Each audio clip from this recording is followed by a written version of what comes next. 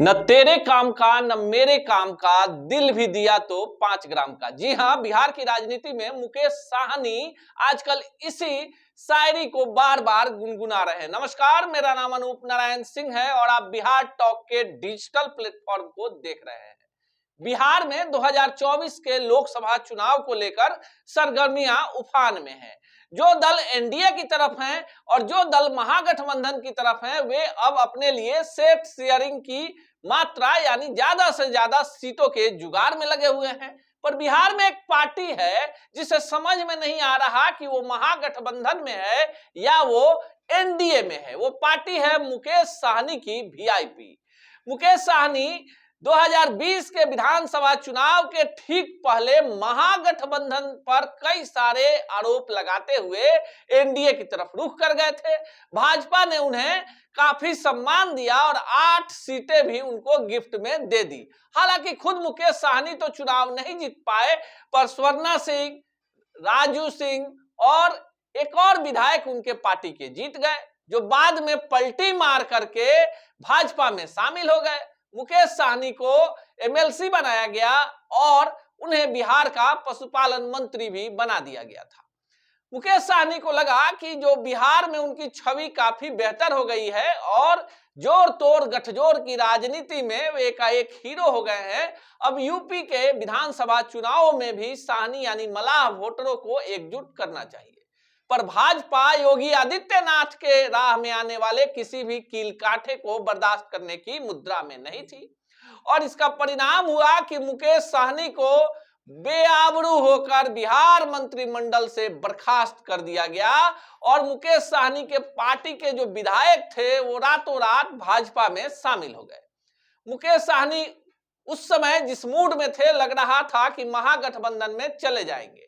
पर तेजस्वी को भी मुकेश साहनी की वे बातें याद थी जो उन्होंने 2020 के बिहार विधानसभा चुनाव में सीट शेयरिंग को लेकर तेजस्वी के बारे में कहा था। तेजस्वी को उन्होंने तानाशाह बताया था, कहा था कि तेजस्वी जो हैं बड़ी अक्खर टाइप के राजनेता हैं और अपने सहयोगियों को कोई तवज्जो नहीं देते हैं। अब 2023 है, 2024 में लोकसभा का चुनाव होना है। भाजपा बिहार में उपेंद्र कुशवाहा, जीतन राम मांझी, चिराग पासवान, पशुपति पारस जैसे 4 सहयोगियों को एकत्रित करके कहीं ना कहीं सीट शेयरिंग भी तय कर चुकी है। अब इसमें सवाल उठता है कि मुकेश साहनी कहां जाएंगे। मुकेश साहनी के पास एक सरकारी आवास हुआ करता था जिसे अंदर खाने की खबर के अनुसार तेजस्वी के हस्तक्षेप के बाद खाली करवा लिया गया। लेकिन जब तक भाजपा और जदयू की सरकार थी, मुकेश साहनी उसी आवास में रहते थे। इन दिनों मुकेश साहनी पटना के कंकड़बाग मलाही पकड़ी चौक पर एक निजी मकान में अपने वातानुकूलित कार्यालय में बैठकर फील गुड का अनुभव कर रहे हैं। कल उन्होंने पटना के मोरिया होटल में एक प्रेस वार्ता की, पर इस प्रेस वार्ता में मुकेश साहनी ने यह खुलासा नहीं किया कि वे एनडीए के साथ जाएंगे या महागठबंधन के साथ रहेंगे। मुकेश साहनी को लगता है कि बिहार में साहनी यानी मलाहों का वोट बैंक उनके पास है, पर जदयू में मदन साहनी और भाजपा में अजय निषाद जैसे बड़े निषाद नेता हैं। मुकेश साहनी का जो शुरुआती दौर रहा, ये फिल्मों का सेट बनाते थे।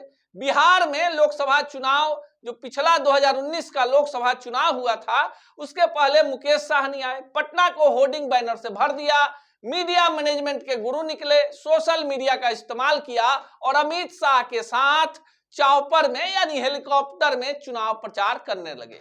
पर जिन जिन इलाके में मुकेश साहनी गए, उन तमाम इलाकों में साहनी वोट को वो भाजपा की तरफ डाइवर्ट नहीं करा पाए। जब विधानसभा चुनाव आया, उसके पहले ये पाला बदलकर महागठबंधन की तरफ चले गए। विधानसभा चुनाव में इनको भी टिकट दिया गया, पर ये अपना सीट नहीं निकाल पाए। जो चर्चा है 2024 को लेकर कि भाजपा मुकेश साहनी को 1 सीट दे सकती है, वो भी सशर्त। अगर मुकेश साहनी एनडीए में आते हैं तो भी ठीक है, नहीं आते हैं तो भी ठीक है। पर एक मामला है कि जो Y+ की सुरक्षा मुकेश साहनी को दी गई है, किस आधार पर दी गई है। मुकेश साहनी को किससे जान का खतरा है? मुकेश साहनी बिहार में किसके इतने बड़े जननेता हो गए हैं कि उन्हें पप्पू यादव और चिराग पासवान जैसे वाई प्लस सुरक्षा की जरूरत है? कौन है जो पर्दे के पीछे से पटकथा लिख रहा है और मुकेश साहनी का इस्तेमाल कर रहा है? आने वाले एक आध हफ्ते में इस पर से पर्दा हटेगा और पता चल जाएगा कि मुकेश साहनी भाजपा के गोद में जाते हैं या महागठबंधन की गोद में। पर जिस तरह से मझधार में मुकेश साहनी की नाव फंस गई है, अब यह देखना दिगर होगा कि यह नाव डूबती है या किनारे तक आती है। देखते रहिए बिहार टॉक को। ऐसे ही राजनीतिक घटनाक्रम को पूरी पड़ताल के साथ आपके बीच में लाएंगे और सिलसिलेवार बताएंगे कि बिहार की राजनीति में पल पल क्या हो रहा है। ऐसे ही खबरों के लिए जुड़े रहिए बिहार टॉक से।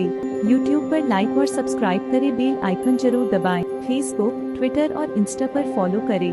धन्यवाद।